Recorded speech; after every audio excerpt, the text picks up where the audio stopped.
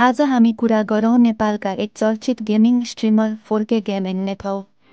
नेपालको गेमिङ दुनियाँमा चर्चित नाम 4K गेमिङ नेफौ हो, जसको वास्तविक नाम पवन जङ्गसाई ठकुरी हो।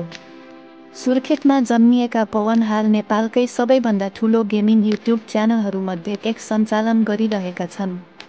पब्जी मोबाइल लगायतका गेम खेल्दै दर्शकहरूसँग प्रत्यक्ष कुराकानी गर्ने उनको शैली निकै लोकप्रिय छ। विदेशबाट नेपाल फर्केर गेमिङ करियर सुरु गरेका पवनले 5 वर्ष दक्षिण कोरियामा काम गरे। नेपाल फर्केपछि 2017मा 4K गेमिङ नेफौ युट्युब च्यानल सुरु गरे। सुरुमा धेरै दर्शक थिएनन्, तर पब्जी मोबाइलको लोकप्रियतासँगै उनको च्यानलले तीव्र रूपमा वृद्धि गर्न थाल्यो। विशेष गरी कोभिड-19 लकडाउनको समयमा उनको लाइभ स्ट्रिम लाखौँले हेर्न थाले। सन् 2021मा उनले फेसबुक गेमिङसँग सम्झौता गरी युट्युब छाडे। तर 2023को जनवरी 1मा उनी पुनः युट्युबमा फर्किए। फ्यानहरूले उनलाई खुबै स्वागत गरे, जसले उनको कम्युनिटीलाई झन् ठूलो बनायो।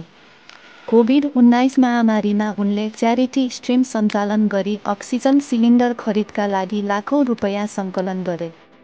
उनले नेपाली गेमरहरूलाई अन्तर्राष्ट्रिय स्तरमा पुर्याउने लक्ष्य राखेका छन्।